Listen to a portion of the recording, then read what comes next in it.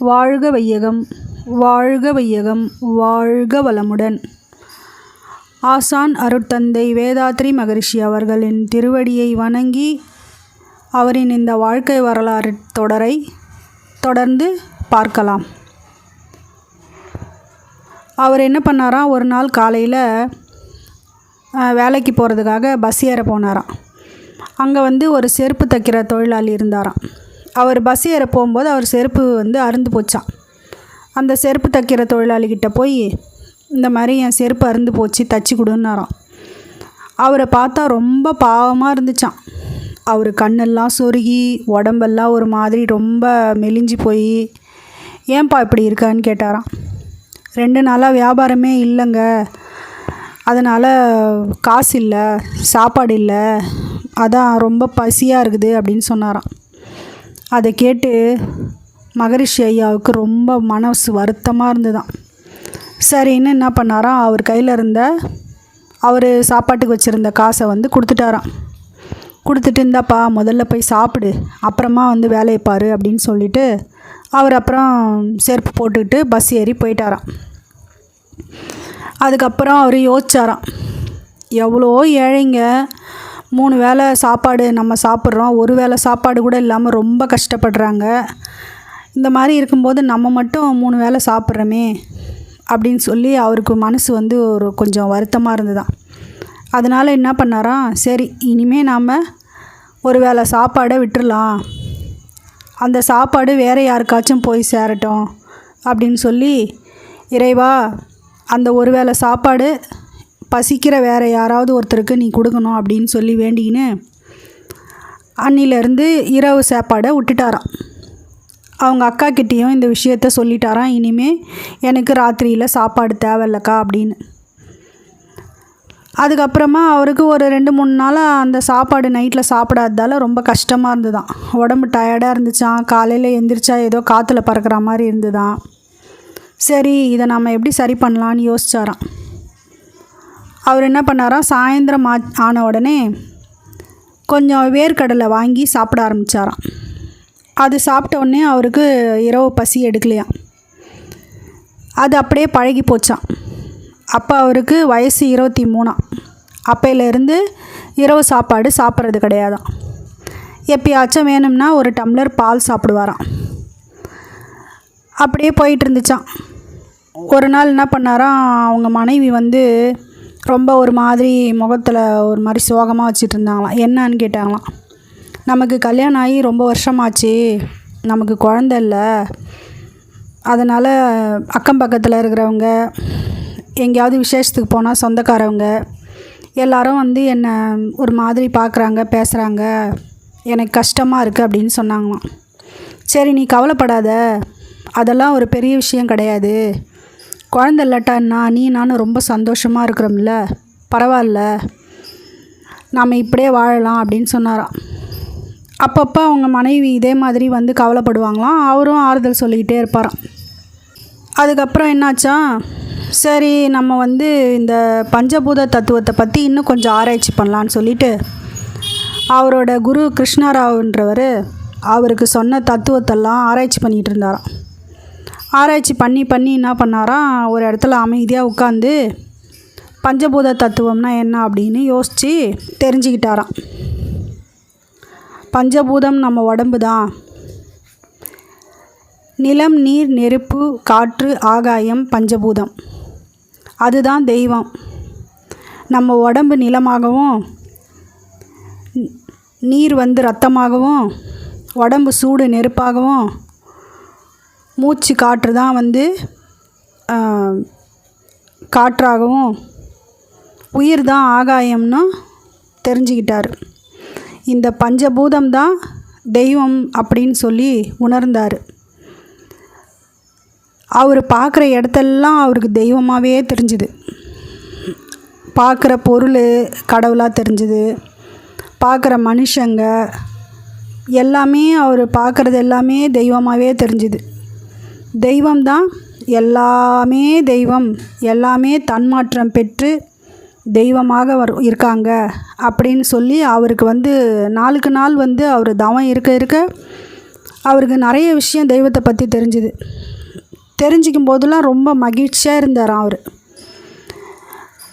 இப்படியே போயிட்டு இருந்தப்போ அவங்க மனைவி என்ன பண்ணாங்களாம், ஒரு நாள் அவரை வந்து ஏங்க நீங்கள் வந்து வேற ஒரு கல்யாணம் பண்ணிக்கங்க அப்படின்னு சொல்லி வற்புறுத்தினாங்களாம்.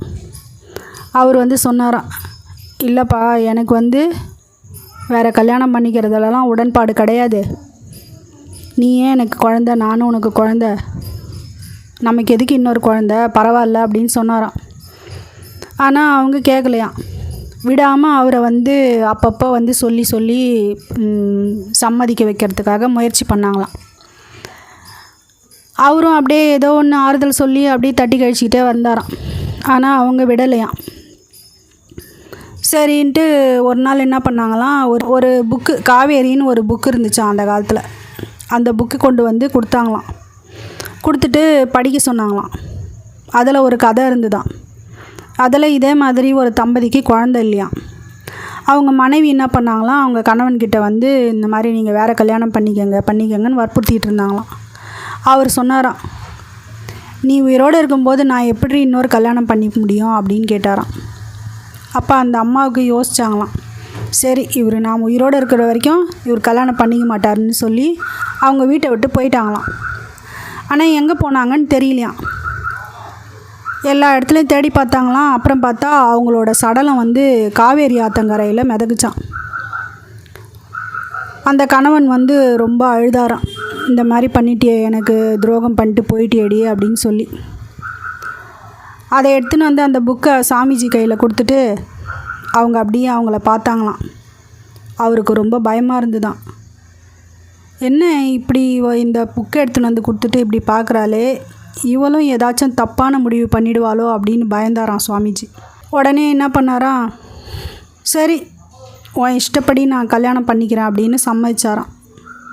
ஆனால் அவருக்கு அதில் சுத்தமாக விருப்பமே இல்லையாம். அப்புறம் என்ன பண்ணுறது, இந்த மாதிரி ஒரு புக்கில் கதையை ஒன்று எழுதி என் தலையெழுத்தையே மாற்றிட்டாங்க. நான் எவ்வளோ தான் போராடினாலும் விதியை என்னால் வெல்ல முடியல. என்னை சில சிக்கலில் மாட்டி வச்சிருது. நானும் எவ்வளவோ அதிலேருந்து தப்பிச்சு வெளியே வரலான்னு பார்த்தேன், எனக்கு ஒன்றும் பண்ண முடியல அப்படின்னு சொல்லி வருத்தத்தோட அந்த கதையை புக்கில் எழுதுனாங்களே அவங்க. அதுக்கப்புறமா அவங்க மனைவி இறந்த பிறகு அவர் காசி ராமேஸ்வரன் சன்னியாசியாக போயிட்டார் அப்படின்னு எழுதியிருந்தா என் கதையும் மாறி இருக்கும். அவர் கதையை மனைவி இறந்ததோடு முடித்து என் கதையை மாற்றிட்டாங்க அப்படின்னு சொல்லி அவரே அவருக்குள்ளே எண்ணி வருத்தப்பட்டுக்கினாராம். அதுக்கப்புறம் ஒரு வழியாக சரி நம்ம கல்யாணம் பண்ணிக்கிறதுக்கு மனைவிக்கிட்ட சம்மதம் தெரிவிச்சிட்டாங்களாம். அப்போ திடீர்னு வந்து போர்க்காலம் வந்துருச்சான். வந்து அப்போல்லாம் வந்து பிரிட்டிஷ் ஆட்சியில் வந்து அடிக்கடி சண்டை வருமா. அப்படி சண்டை வரும்போது வந்து திடீர்னு வந்து ஊரெல்லாம் காலி பண்ண சொல்லிடுவாங்களாம். அவர் வந்து சென்னையில் ஒரு ஆஃபீஸில் வேலை செஞ்சிட்ருந்தாரா. அந்த ஆஃபீஸில் வேலை செஞ்சிட்டு இருக்கும்போது திடீர்னு சென்னையை காலி பண்ண சொல்லிட்டாங்களாம். அந்த காலி பண்ண சொன்னோடனே என்ன பண்ணாங்களாம், இவர் ஆஃபீஸை வந்து கோயம்புத்தூருக்கு மாற்றிட்டாங்களாம். கோயம்புத்தூருக்கு மாற்றினோடனே இவரை வந்து கோயம்புத்தூருக்கு போக சொன்னாங்களாம். சரி இவர் உடனே போக முடியாதுன்னு கொஞ்ச நாள் லீவ் போட்டிருந்தாராம். லீவ் போட்டு அதுக்கப்புறமா வந்து இங்கே வந்து கொஞ்சம் வேலைலாம் இருந்துச்சான். அந்த வேலையெல்லாம் வந்து துணி வியாபாரம் பண்ண ஆரம்பித்தாராம். சரி அந்த துணி வியாபாரமும் தறி வியாபாரமும் பண்ணிகிட்டு இருக்கும்போது அதை அப்படியே விட்டுட்டு போயிட முடியாது இல்லையா. அதனால் தம்பிக்கிட்ட கொஞ்சம் வந்து பொறுப்பெல்லாம் ஒப்படைச்சிட்டு போகலாம் அப்படின்னு சொல்லிட்டு கொஞ்ச நாள் லீவ் போட்டிருந்தாராம். சரின்னு அதுக்கப்புறமா கோயம்புத்தூருக்கு போனாராம். போய் அங்கே வேலை பார்த்தாராம். அவருக்கு வந்து அங்கே ஹோட்டல் சாப்பாடு ஒத்துக்கலையாம். அதனால் வந்து அவங்க மனைவிக்கிட்ட சொன்னாராம், இந்த மாதிரி எனக்கு ஹோட்டல் சாப்பாடு ஒத்துக்கலை அப்படின்னு. சரி நீங்கள் ஒரு வீடு பாருங்கள், நம்ம அங்கேயே போயிடலாம் அப்படின்னு சொன்னாங்களாம். சரின்னு அவரும் ஒரு வீடு பார்த்தாராம். பார்த்துட்டு அதுக்கப்புறமா அங்கேயே கொஞ்ச நாளைக்கு இருந்தாங்களாம். அங்கேயே இருந்தாலும் அப்பப்போ அவர் வந்து கூடுவாஞ்சேரிக்கு வந்து அவங்க தம்பி பண்ணுற பிஸ்னஸ்ஸு கொஞ்சம் டவுன் ஆகுமா, திருப்பி இவர் வந்து கொஞ்சம் சரி பண்ணுவாராம், திரும்பியும் வந்து சரி பண்ணி கொடுத்துட்டு போயிடுவாராம். அது மாதிரி அப்படியே போயிட்டு இருந்துச்சான். ஒரு நாள் என்ன பண்ணாராம், அவர் கூடுவாஞ்சேரிக்கு வந்திருக்கும்போது அவருக்கு யாரோ பால் காசு வந்து கொஞ்சம் கடன் கொடுக்கணுமா, அதை வாங்கிட்டு வரலாம் அப்படின்னு சொல்லிட்டு அவர் போனாராம். அப்போ போகும்போது சைக்கிளில் போகும்போது மாட்டு வண்டியில் வந்து எதிர்க்க ஒரு மாட்டு வண்டி வந்து அது மேலே இவர் வந்து ஒரு பள்ளத்தில் சைக்கிள் போயிட்டு அந்த மாட்டு வண்டி மேலே மோதி விழுந்துருச்சான். விழுந்த உடனே அங்கே இருக்கிற ஜனங்க எல்லாம் ஒன்று கூட்டிட்டாங்களாம், என்னாச்சுன்னு. அப்போ அவருக்கு கொஞ்சம் அடிபட்டுடுச்சான். இடது கை வந்து அவருக்கு எலும்பு முறிவு ஏற்பட்டுடுச்சான். அவரால் தூக்கவே முடியலையாம். உடம்புலையும் அங்கங்கே எல்லா இடத்துலையும் சின்ன சின்ன காயமாக. சைக்கிள் வந்து மாட்டு வண்டி சக்கரத்துக்கு கீழே மாட்டிக்கின்னு உடஞ்சி போயிருச்சான். அங்கே ஒரு பையன், அவர்கிட்ட முன்னாடி வேலை செஞ்ச பையன் வந்து பால் வியாபாரத்துக்குள்ளே வந்து அவருக்கு உதவி பண்ண பையன் வந்து ஐயோ என்னாச்சுங்க அப்படின்னு கேட்டு, இந்த மாதிரி அடிபட்டுடுச்சுப்பா அப்படின்னோடனே சரின்னு எல்லாரும் சேர்ந்து என்ன பண்ணாங்களாம், சென்ட்ரல் ஸ்டேஷனில் எதிர்க்க இருக்கிற ஒரு ஹாஸ்பிட்டலுக்கு கூப்பிட்டு போனாங்களாம். அங்கே கூப்பிட்டு போன போது அங்கே என்ன பண்ணாங்களாம், அங்கே சரியாக கவனிக்கிறதுக்கு ஆள் இல்லையாம். சரின்னு வேற ஒரு நாட்டு மருந்து கட்டு போடுற இடத்துக்கு கூப்பிட்டு போனாங்களாம். அங்கே போய் அவருக்கு கட்டு போட்டு அதுக்கப்புறம் மருந்து மாத்திரையெல்லாம் கொடுத்தாங்களாம். அதுக்குள்ளே அவரோட ஃப்ரெண்டு ஒருத்தர் மூலியமாக அவங்க வீட்டுக்கு நியூஸ் போயிடுச்சான். அங்கே எல்லாரும் ரொம்ப பதட்டமாயிட்டாங்களாம். அவர் போய் சொன்னவர், உங்கள் பையனுக்கு ரொம்ப அடிபட்டுடுச்சு, அவர் வந்து இந்த மாதிரி ஹாஸ்பிட்டலில் அட்மிட் பண்ணிட்டாங்க அப்படின்லாம் சொல்லிட்டாராம். அவருக்கு வந்து அவங்க வீட்டில் இருக்கிறவங்களுக்கு ரொம்ப கஷ்டமாயிடுச்சான். ஐயோ இந்த மாதிரி திரும்பி அவர் வருவாரா இல்லையானே தெரியலையே அப்படின்ற மாதிரி ரொம்ப அழுதாங்களாம். அதுக்கப்புறமா மகரிஷியோட ஃப்ரெண்டு ஒருத்தர் சாயிபுன்னு இருந்தாராம். அவர் வந்து அழாதீங்க, நான் போய் என்னன்னு பார்த்துட்டு வரேன் அப்படின்னு சொல்லிட்டு அவர் போனாராம் சென்னைக்கு. போனோடனே அங்கே போய் பார்த்தாக்கா அவர் வந்து கட்டு போட்டுட்டு இருந்தாங்களாம். சரின்னு அவரை வந்து ரயில்வே ஸ்டேஷனில், எழும்பூர் ரயில்வே ஸ்டேஷனுக்கு வந்து அங்கேருந்து கூடுவாஞ்சேரிக்கு வந்துட்டாங்களாம். கூடுவாஞ்சேரிக்கு வந்தோடனே அவரால் வீட்டுக்கு நடந்து போக முடியலையாம். ஒரு கைத்து கட்டல் இருந்துச்சான். அப்போ அந்த காலத்துலலாம் கைத்து கட்டல் இருக்கும். அந்த கட்டிலில் அவரை படுக்க வச்சு தான் வீட்டுக்கு தூக்கிட்டு போனாங்களாம். வீட்டுக்கு தூக்கிட்டு போனோடனே அவங்க மனைவி அம்மாவும் அந்த அழுதாங்களாம். அவரால் தாங்கிக்கவே முடியலையாம் அவர் மனைவி அழுததை. சரின்னு அதுக்கப்புறம் என்ன பண்ணாங்களாம், கூப்பிட்டு, அழாதம்மா, எனக்கு ஒன்றும் இல்லை, கையில் தான் கொஞ்சம் லேசாக எலும்பு முறிஞ்சிருச்சு, அது ஒரு வாரம் 10 நாள் ரெஸ்ட் எடுத்தால் சரியாக போயிடும், அதுக்காக நீ ரொம்ப வருத்தப்படாத, சரியாக போயிடும்னு சொன்னாராம். அன்றைக்கே அவங்க வீட்டில் ஒரு 25 பேருக்கு மேலே வந்துட்டாங்களாம் அவரை பார்க்குறதுக்கு. அதில் இருந்து ஒரு வாரம் ஃபுல்லாக வந்து சொந்தக்காரவங்க எல்லாரும், அக்கம் பக்கத்து வீட்டுக்காரவங்கன்னு டெய்லி அவரை பார்க்குறதுக்கு நிறைய பேர் வந்தாங்களாம். அவரால் செலவை சமாளிக்கவே முடியலையாம். செலவு அதிகமாகிக்கிட்டே போச்சான். ஏன்னா வரவங்களுக்கு எல்லாம் சாப்பாடு போட்டு அவங்களுக்கு டீ காஃபிலாம் கொடுத்து அதுவே அவங்களுக்கு செலவு நிறைய ஆகிப்போச்சு. அப்பயும் அவருக்கு வந்து ஒரு வாரத்தில் கை சரியாகலை. மறுபடியும் என்ன பண்ணாராம், புத்தூருக்கு போய் கட்டு போட்டாங்களாம். அங்கே போய் கட்டு போட்டதுக்கப்புறமா அவருக்கு கை சரியாயிடுச்சான். அதுக்கப்புறமா சரி கை சரியான பிறகு மறுபடியும் கோயம்புத்தூருக்கு வேலைக்கு போக ஆரம்பித்தாராம். வேலைக்கு போனாலும் அங்கே போயும் அவங்க மனைவி வந்து அடுத்த கல்யாணத்தை பற்றி பேசிக்கிட்டே இருந்தாங்களாம். சரின்னு ஒரு பொண்ணு பார்க்க ஆரம்பித்தாங்களாம். பொண்ணை பார்த்து ஏற்பாடு பண்ணலாம் அப்படின்னு நினைக்கும்போது அவங்க ஊரில் மறுபடியும் வந்து இந்த சென்னை பக்கம்லாம் ஒரே உலக போர் நடக்குது அப்படின்னு சொல்லிகிட்டு இருந்தாங்களாம். அவருக்கு வந்து என்னென்னா, இந்த போர் காலத்தில் நம்ம மக்களுக்கு என்ன உதவி பண்ண முடியும், நம்மளால் என்ன உதவி செய்யலாம் அப்படின்னு சொல்லி யோசிச்சாராம். உடனே அவர் இந்த முதல் உதவி செய்வாங்க அடிப்பட்டவங்களுக்கெல்லாம், ஃபஸ்ட் எய்டுன்னு சொல்லுவாங்க, அதை நம்ம செய்யறதுக்கு கற்றுக்கலான்னு அதை செய்யறதுக்கு கற்றுக்கினாராம். அதுக்கப்புறமா வந்து கொஞ்சம் அந்த அடிப்பட்டவங்களுக்கு உதவி பண்ணுறது, சாப்பாடு கொடுக்கறது, அந்த மாதிரி எல்லாம் செஞ்சிட்டு இருந்தாராம். அதுக்கப்புறம் கொஞ்ச நாள் என்ன பண்ணாராம், அவர் லீவ் போட்டுட்டு இந்த வேலையெல்லாம் செஞ்சிட்டு இருந்தாராம். அதுக்கப்புறம் ஒரு வழியாக போரெல்லாம் முடிஞ்சிச்சான். முடிஞ்ச பிறகு அந்த ஆஃபீஸ் வந்து மறுபடியும் சென்னைக்கே மாற்றினாங்களாம். சென்னையில் மாற்றின பிறகு மறுபடியும் அவங்க வீட்டில் வந்து திருமண பேச்சு ஆரம்பித்தாங்களாம். சரின்னு அவங்க கூடுவாஞ்சேரியிலேருந்து பக்கத்துலேயே நந்திவரம்ங்கிற கிராமம் இருந்துதான். அங்கே போய் பெண் பார்த்தாங்களாம். பெண் பார்த்துட்டு அதுக்கப்புறம் இவரும் வந்து ஒரு தடவை போய் பார்த்து பேசி பிடிச்சிடுச்சான். சரி என்ன பண்ணுறது, மனைவி சொல்லிட்டாங்க, இனிமேல் அதை தட்ட முடியாது அப்படின்னு சொல்லி அவங்க மனைவிக்காகவே அவர் வந்து அந்த பொண்ணை பார்க்க போனாராம். போய் திருமணத்துக்கு நிச்சயமாயிடுச்சான். நிச்சயமானதுக்கப்புறமா ஆனால் அவர் அடிக்கடி அவரோட முதல் மனைவியை நினச்சி ரொம்ப வருத்தப்படுவாராம். நான் என்னுடைய அன்பை வந்து இவகிட்ட மட்டும் வச்சுருந்தேன், இனிமேல் வந்து இந்த அன்பு இன்னொருத்திக்கு பகிர்ந்து கொடுக்கறதுக்கு இவ தயாராகிட்டா, ஆனால் என்னால் தான் அதை ஏற்றுக்க முடியல, மனசு தயாராக இல்லை அப்படின்னு சொல்லி ரொம்ப வருத்தப்பட்டாராம். என் வாழ்க்கையிலேருந்து இவ கொஞ்சம் ஒதுங்கி இருப்பாளே அப்படின்னு சொல்லி அதை நினச்சி உருகி மனசு ரொம்ப வருத்தப்பட்டாராம். திருமணத்துக்கு நிச்சயதார்த்தம் முடிஞ்சிச்சான். நாளும் குறிச்சிட்டாங்களாம். நாள் குறித்த உடனே இவருக்கு வந்து கல்யாணத்துக்கு தாலி செய்கிறதுக்கு பொன் கொடுக்கணுமா. அந்த பொன் கொடுக்கறதுக்கு வந்து இவர்கிட்ட மகரிஷிக்கிட்ட வந்து அம்மையார் வந்து சொல்லியிருந்தாங்களாம், இந்த மாதிரி இன்றைக்கி சீக்கிரம் வாங்க வேலையிலேருந்து ஆச்சாரிக்கிட்ட வந்து பொன் கொடுக்கணும் தாலிக்குன்னு. ஆனால் அன்றைக்கி பார்த்தா அவருக்கு நிறைய வேலை இருந்ததுன்னு வர முடியலையா. சரிண்ணா அவங்களே என்ன பண்ணாங்களாம், கொடுத்துட்டாங்களாம். வீட்டுக்கு மகரிஷி வந்தோடனே நீங்கள் இன்றைக்கி தாலிக்கு பொன் கொடுக்கணும்னு சொல்லியிருந்தேன், ஆனால் லேட் ஆகிடுச்சு வரத்துக்கு, அதனால் நானே கொடுத்துட்டேன் அப்படின்னு சொன்னாங்களாம்.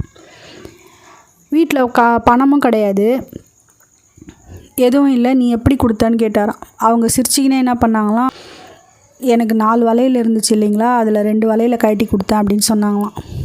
அவர் என்ன பண்ணாரா, ஏன் அந்த மாதிரி பண்ண அப்படின்னு. பரவாயில்ல, அதனால் என்ன, என் வாழ்க்கையே பகிர்ந்து கொடுக்கறதுக்கு முடிவு பண்ணிட்டேன், இந்த தங்கம் கொடுக்குறதா எனக்கு பெரிய விஷயம், 2 வளையல் தானே, பரவாயில்ல, வசதி வந்த பிறகு எனக்கு நீங்கள் மறுபடியும் வாங்கி தர மாட்டிங்களா என்ன அப்படின்னு கேட்டாங்களாம். அவங்களோட தியாக உள்ளத்தை பார்த்து அவருக்கு என்ன சொல்கிறதுனே தெரியலையாம். இவள் வந்து இப்பயே இந்த மாதிரி மாறிட்டாளே அப்படின்னு சொல்லி. சின்ன வயசுலேருந்தே அவங்கள பார்த்துட்டு வந்ததால் அவருக்கு வந்து அவங்க ரொம்ப வசதியும் விரும்ப மாட்டாங்க, எளிமையாக தான் வாழ்வாங்க. ஆனால் இந்த அளவுக்கு தியாக உள்ளம் கொண்டவளா இவ அப்படின்னு சொல்லி ரொம்ப அவருக்கு மனசு வந்து ஒரு மாதிரி கஷ்டமாக இருந்துதான். என்னோட அன்பை அவள் முழுசாக அவளுக்கே கொடுக்க முடியாமல் பாதி பகிர்ந்து கொடுக்க வேண்டியதாக ஆகிப்போச்சே அப்படின்னு சொல்லி ரொம்ப வருத்தப்பட்டாராம். ஆனால் அவங்க என்ன பண்ணாங்களாம், இது ஒரு பெரிய விஷயம் இல்லை, நீங்கள் கவலைப்படாதீங்க அப்படின்னு சொல்லியிருந்தாங்களாம். அவரோட மனசில் என்னென்னமோ ஓடிச்சான். சரி, ஏற்கனவே கஷ்டம் இருக்குது வீட்டில், இன்னும் எதுக்கு அவருக்கு கஷ்டம் கொடுக்கணும்னு நினச்சி அந்த வலையில் கட்டி கொடுத்தாங்களா, இல்லை நம்ம வாழ்க்கையே பகிர்ந்து கொடுத்துட்டோம், இந்த வலையில் என்ன பெரிய விஷயம் அப்படின்னு சொல்லி நினச்சி கொடுத்தாங்களா, என்ன எண்ணத்தில் அவங்க கொடுத்துருப்பாங்க அப்படின்னு சொல்லி. இல்லைனா நான் வந்து பாருங்கள், உங்கள் கல்யாணத்தில் எனக்கு ஒரு கஷ்டம் இல்லை, நான் மகிழ்ச்சியோடு தான் இருக்கிறேன், அதனால தான் நான் கொடுத்தேன் அப்படின்னு காமிக்கிறதுக்காக இந்த வலையில் கொடுத்துருந்தாங்களா அப்படின்னு பல விஷயம் யோசித்து மனசுக்குள்ளே ரொம்ப கஷ்டப்பட்டாராம். ஆனால் வேறு ஒன்றும் பண்ண முடியல அவரால். அதுக்கப்புறம் 15/6/1943 அவருக்கு திருமணம். அவர் வந்து ரொம்ப ஆடம்பரமாக பண்ணாமல் அவங்க கிராமத்தில் இருந்தவங்க, அதுக்கப்புறம் கொஞ்சம் சொந்தக்காரவங்க எல்லாரையும் கூப்பிட்டு கல்யாணம் பண்ணாங்களாம். முதல் மனைவி தான் தாலி எடுத்து கொடுக்கணுமா. 2ஆம் கல்யாணம் பண்ணிங்கனாக்கா முதல் மனைவி தாலி எடுத்து கொடுக்கணுங்கிறது வழக்கமாக. ஏன்னா அப்போ தான் அந்த அம்மாவுக்கு அந்த கல்யாணத்தில் வந்து எந்தவித வருத்தமும் இல்லை அப்படின்னு எல்லாரும் தெரிஞ்சுக்குவாங்களாம். அதனால் எல்லாரும் சேர்ந்து அவங்கள தாலி எடுத்து கொடுக்க சொன்னாங்களாம். அவங்களும் ரொம்ப மகிழ்ச்சியோடு அந்த தாலி எடுத்து கொடுத்தாங்களாம். ஆனால் அந்த தாலியை அவர் கட்டும்போது அவர் உள்ளத்தில் இருந்து ரத்தம் மாதிரி கண்ணீர் கசிஞ்சதை அது அவருக்கு மட்டும்தான் தெரியும். அவருக்கு வந்து திருமணத்தில் மகிழ்ச்சி இல்லை, ஆனால் ஏதோ வந்து குற்றம் புரிஞ்சிட்டோமோ அப்படின்ற ஒரு குற்ற உணர்ச்சி மட்டும் அவருக்கு இருந்துதான். எல்போர்டு போட்டு கார் ஓட்டும்போது ஒரு ஆளுக்கு எந்த வித தவிப்பு இருக்குமோ அதுமாரி அவருக்கும் ஒரு தவிப்பு இருந்துச்சாம். அது மட்டும் இல்லாமல் இனிமேல் இந்த 2 பேரையும் நம்ம சமநிலையில் நடத்தணும், இவங்க 2 பேருக்கிடையும் எந்தவித பேதமும் காட்டக்கூடாது, ஒருத்தர் மேலே ஒருத்தருக்கு எந்தவித பொறாமையும் வெறுப்பும் வந்துடாமல் நாம் தான் பார்த்துக்கணும், 2 பேருக்கும் சமமாக நம்ம அன்பை காட்டணும் அப்படின்னு அன்னிலேருந்து ரொம்ப விழிப்பு நிலையிலே நம்ம நடந்துக்கணும் அப்படின்னு சொல்லி நினச்சிக்கிட்டாராம். இதுக்கப்புறம் அவரோட குடும்ப வாழ்க்கை எப்படி போச்சுன்னு நம்ம அடுத்த வீடியோவில் பார்க்கலாம். வாழ்க வையகம், வாழ்க வையகம், வாழ்க வளமுடன். அருட்பேராற்றல் கருணையினால் உடல்நலம், நீலாயில், நிறைசெல்வம், உயர்ப்புகழ், மெய்ஞானம் ஓங்கி வாழ்க வளமுடன், வாழ்க வளமுடன், வாழ்க வளமுடன்.